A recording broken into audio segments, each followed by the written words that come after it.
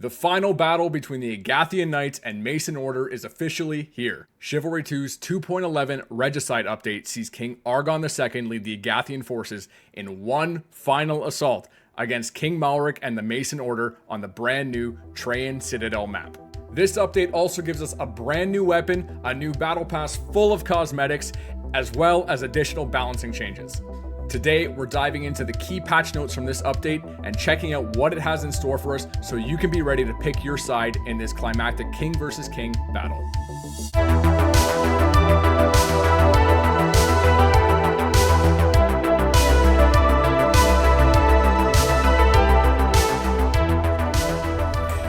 Today's video is proudly sponsored by Renown. If you're a fan of Chivalry 2 or Mordhau and enjoy survival games like Rust, then you won't want to miss the latest project from RDBK Studios, Renown. Renown immerses you in a vast, ever-evolving medieval realm where you will begin with nothing, scavenge resources, establish a kingdom, and battle for your survival. Imagine the excitement of skill-driven, first-person melee combat seamlessly merged with the best aspects of your favorite open-world survival games. Building, progression, and social politics all woven into a single immersive experience. So, if you're seeking a fresh take on the medieval slasher genre or looking to scratch that survival game itch, be sure to join the Renown Alpha playtest launching on May 27th. For more information, you can check out the link in the description below. Now, on to the video. As always, guys, I will be leaving a link to these patch notes in the description below so you can check them out, read along with me, or on your own time. There is a lot to go over, so I'm only going to be sticking with the key points that stuck out to me and giving you my thoughts on some of the new additions and changes that they've added to the game. So without further ado, let's get started. So first off, we have the brand new map added in this update. This is Trajan Citadel. The Agathian Knights are leading one final push against the Mason Order and King Malric, Argon II, after successfully defending himself at Thaic Castle and months of warfare, leads his troops into this final battle. It sounds like they're wrapping up the story between Agatha and Mason, which is kind of crazy. I felt like they were going to extend it a little bit more, but this should be a really fun map. I haven't had a chance to play it myself yet, but I am looking forward to doing that. This new map will feature a king versus king final objective. This is something that the community has been calling for a very long time. Reminiscent from the Shiv 1 days, one of my favorite maps was Belmez, where the final objective, it was King Malric versus King Phaedrid. And it looks like they're finally bringing that back into as an objective, which should be really fun to play with both kings on the battlefield. Sometimes you get really crazy stuff that happens, like server banding together and letting the kings duel it out, or sometimes it just descends into chaos. But either way, great objective. Finally something new objective-wise to the game, so really great to see. This map, Trajan Citadel, it for those Chivalry 1 vets, you'll remember a map called Citadel, where King Malric sat on his throne at the base of a volcano. This looks like it's almost a reimagining of that map, so I'm really excited to see what they've done with it. It doesn't look like a one-to-one, but just this image here, right away, I had instant flashbacks to Chivalry 1, so it's really good to see them paying homage to that, and I'd like to see what they've done to it. But yeah, let's just read a little bit of synopsis here from the new map. So, Agathians rally around their final hope in breaching the city walls, their battle ram of war called the Lion's Thrust. In order to safely escort the ram, Agathians must retake the outer encampment from the Masons and regain the frontline strength. Should they breach the walls, the Agathian army must continue and blast their way to Malric's castle through the citadel, complete with a dreadful volcano, though some of the details, as told by tavern bards in the past, were highly exaggerated. The final stage will evoke Malric's wrath, bringing him to the field of battle in a face-off against Argon II, leader of the Agathian Knights. Players must then fight and defend their king. Only one shall have claim to the kingdom. Again, we've been asking for a king versus king objective for a while, so this is a big W. Big W for the game. Love to see it. Happy that they've done this, but I am a little bit sad again that they've jumped a lot. Like, we just had the Agathians on the defensive, and all of a sudden, canonically, Argon II wins at Theat Castle, and suddenly now we're fighting Malric in the heart of his nation, even though the Agathians had lost so much land. I don't know what that means for development. Are they winding it down? A lot of people seem to think that's the case, considering this is the final battle between Agatha and Masons. Where does that leave Tenosha? Who knows? But hopefully this is not the end of new content we see for Chivalry 2. Anyways, good map, good concept. Loving what I'm seeing so far. Can't wait to play. Moving on to the next most exciting part of this update, we have a brand new melee weapon.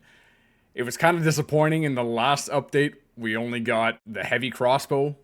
Actually, that might have been 2 updates ago. I forget.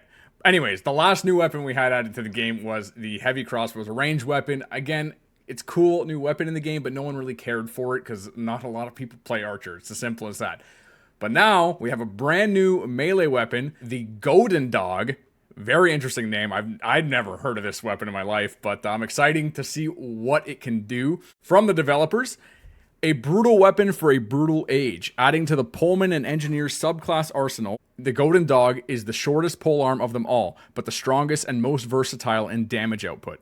While its slashes and overheads deal blunt damage, its stabs deal pierce damage, allowing the weapon to deal maximum damage to multiple class armor types. Very interesting. Be mindful of your attacks depending on the kind of opponent you are facing. In addition, this weapon's special attack does massive damage against horses, stopping them in their tracks with a successfully timed blow. Take note of your swing during heavy attacks as they are noticeably slower in comparison to your normal attacks. Alright, so this is actually an interesting weapon concept. Another melee weapon, there's only so much they can do when it comes to adding unique stuff, but this is something I feel like, I know I've been asking for it, and people in my stream and my channel, always mentioning the fact that it would be nice if different types of swings on weapons, or special attacks, whatever it is, could do different damage to the different classes. I know in Mordhau, this was a common feature. Weapons had alternate modes. They could do more damage versus certain types of armor in one mode versus other modes. Chivalry hasn't had that. Basically, if a weapon has been blunt damage, like the heavy mace, it does blunt damage. If a weapon is a cut damage, it does cut. There's no mix and matching. It does straight damage across the board. I know the poleaxe has been a hot topic for a feature like this to be added. So if they're doing it with this weapon, maybe there's hope for a future update where they can add it to existing weapons. But the poleaxe, it does cut damage, but its special mode actually swaps the poleaxe to the hammer side and hits with the hammer side, yet it still does cut damage. Why isn't that doing blunt damage, right? Good to see that they're doing this with this new weapon. Excited to see how that turns out. It sounds like this thing, it's sounding pretty powerful in that regard. Being able to min-max your damage versus the opponent you're facing, depending on what swings you use. Actually, I'm a big fan of this. I'm excited to try it in battle. So it's going on the Pullman and the Engineer. That's actually interesting. So it sounds like it's going to be doing some decent destructible damage too. Overall, very excited for this weapon. Happy with the way that they're implementing its uniqueness. I hope that they add it to other weapons in the future, this multi-damage type on a weapon, but who knows? We'll have to see where they go from here. But overall, excited for this and can't wait to try it. Skipping further down the list here a little bit, we of course have a new campaign pass. Every new update brings a new campaign pass. The last campaign pass in the 2.10 update, Duel of Fates, to me was a little bit disappointing. If you notice, I didn't really make a video on that update because honestly, that update was a little lackluster for me. However, this campaign pass looks promising. The last one I found there was just a lot of rehashing. There was a lot of reused textures that they're suddenly adding to the pass so you can get them in free-for-all mode and dual mode, and that's great, but like, I feel like we shouldn't have to, I don't know, repay for reused cosmetics. Anyways, this new pass seems that they're adding a whole bunch of new stuff.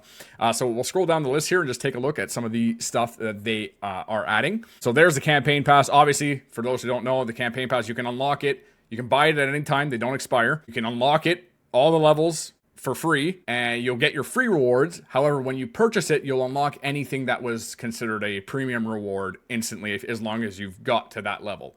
So you can level it up at your own time, pick which pass you're working on. It works the same as always. I'm a big fan of that system, that the fact that these passes don't expire. So again, good to see that we're keeping that concept. So a new bundle, Agatha Rebel Knight. So just taking a look here, this Agatha Knight's they got that drip once again. I'm really liking the. I'm not a fan of the open helmet variant, but this closed. Look at this, the like dark black armor, the nice Agathian blue and yellow on the tabard.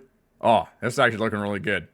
I actually I really want this one, so I'll probably pick up this pass. That looks awesome. Additionally, they are adding some open variants to a bunch of different helmets here. I'll let you guys go through that on your own, but tons of stuff on the Knights. Looks like the Vanguards have some open helmets. Mason's getting a brand new armor set here. The Footman Elite Forge Guard. Yeah, oh wait, Mason, this is Footman. Okay, yes, this is good. This is good. The Mason Footman armors have been lackluster. This one actually looks half decent. The only good armor they have makes the Mason Footman look like a big chungus. Now, he doesn't look like such a chungus. So this armor set looks pretty good too. I don't think it's as drippy as the Agathian one up here, but this one's not too bad. Ooh, Mason Knight Veteran Maiden Armor. So this is like a female armor type. Actually looks pretty cool. I don't mind the armor. The helmets, the feather on top, I don't know how I feel about that, but to each their own. Well, they come in different colors too. Look at that. Look at that. That's pretty cool. Tons of new stuff. Just tons of cosmetic things that you can add. Some new weapon skins. Battle Axe, Dane Axe, Great Sword, Highland Sword, Pole Axe. Oh, here's some pictures. Battle Axe. Ooh, that skin looks pretty cool. Dane Axe one.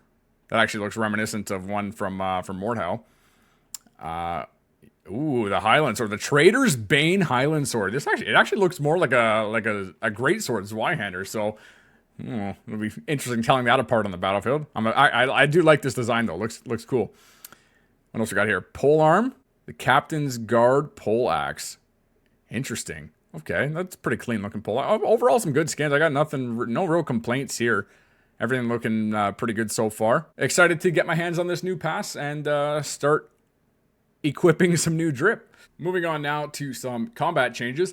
There aren't too many in this patch in particular. However, I couldn't help myself from peeking ahead, and there are a couple that I'm really happy with that I got to touch on. So just a bunch of fixes here. I'll let you guys read that. I'll go over this. Auto parry. So fix an issue where auto parry would sometimes be inconsistent after an immediate feint from a counter input. This, I believe, has to do with the active parry. So when you active parry, they call it auto parry, whatever it is. You can counter off somebody. Your active parry is now turned on. It activates. It's supposed to carry over into that feint animation for like a brief second. And I noticed it too. It did feel inconsistent. So now they're saying that they fixed that issue where like sometimes you would feint into it and suddenly you'd still get hit by whatever was coming your way, even though you should have your active parry on. It should be working. So they're saying they fixed that. It shouldn't be an issue anymore. I am excited to test it out. Dodges. Dodge parry cancel is only available after at least 50% of dash has been completed. Now, I don't know if I understand this one completely, but how I think what I think it means when you dodge, if you hit parry, I believe you could cancel the dodge and go into your parry. They're saying now that you won't be able to do that until at least half of that dash has been completed. So I guess they consider it a bit of an exploit, so you can't cancel your dodges anymore with parry.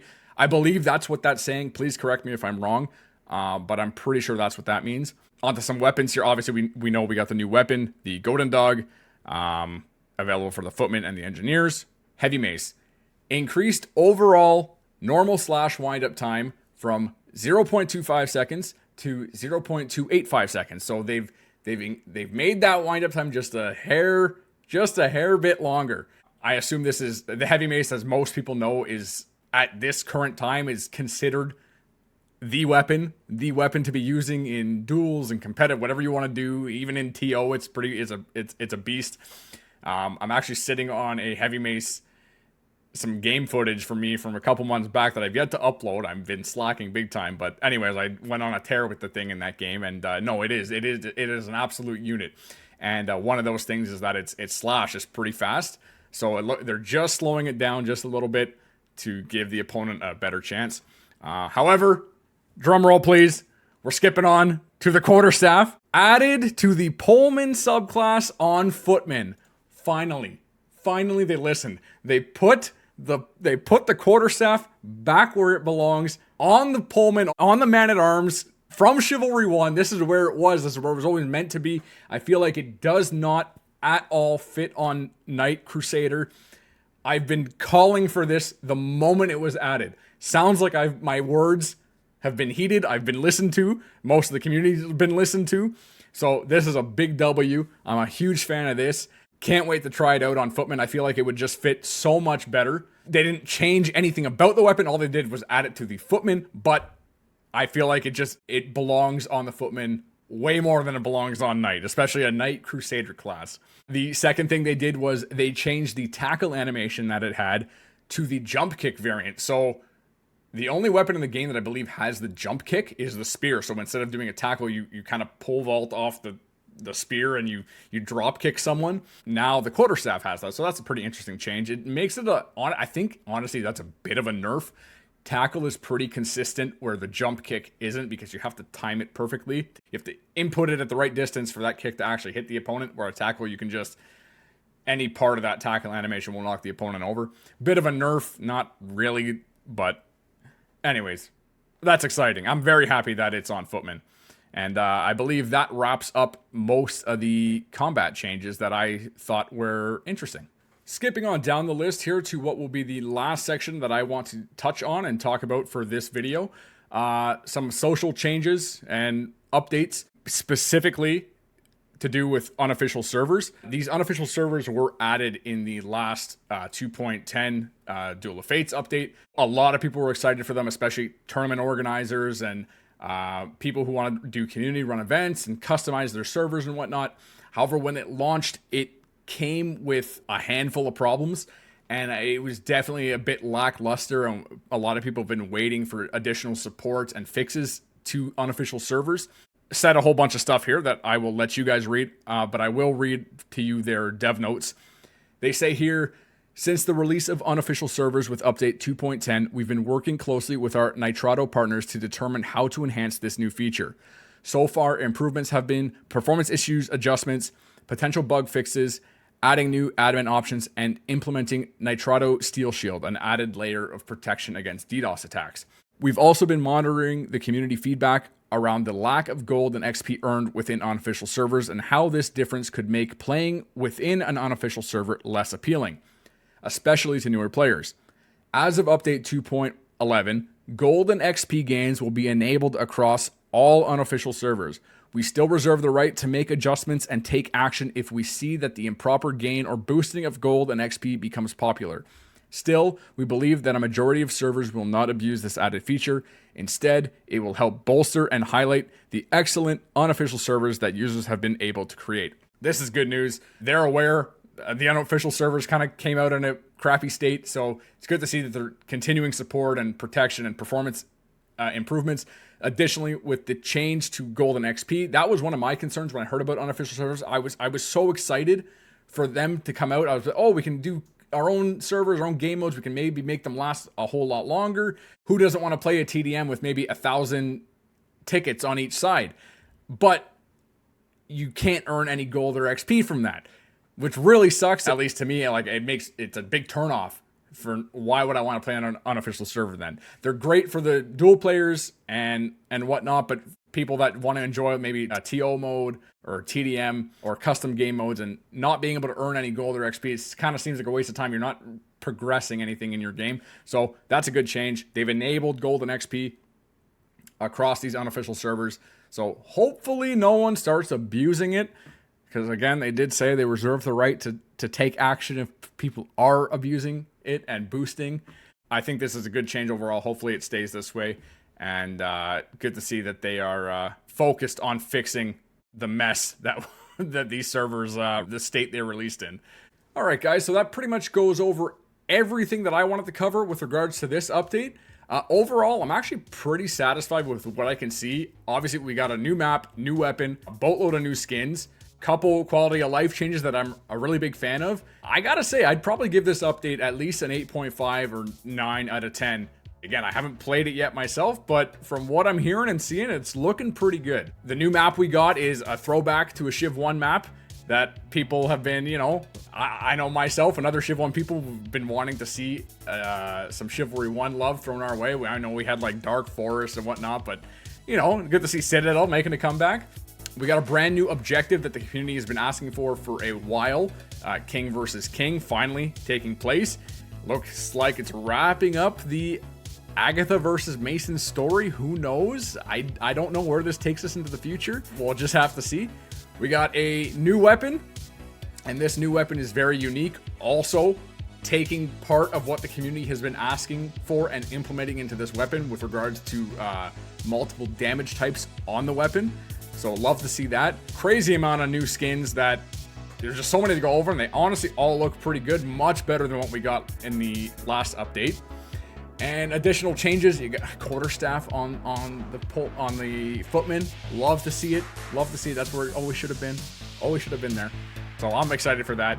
But yeah, overall, I'm excited to play this update, and I'm hopefully you guys are too. As always, guys, I want to know your thoughts on this update, so please let me know in the comments below. What did you like? What do you not like? What are you hoping to see in the future? If there is a future, who knows? Is this the final Civ update? What do you guys think? I'd love to know what your thoughts and pick your brain. And yeah, if you like the video, please leave a thumbs up and maybe hit that subscribe button. If you didn't like it, let me know why in the comments below. For live Chivalry 2 gameplay and tips, you can check out my stream at twitch.tv/StripedSweater live. I'll see you in the next one, guys.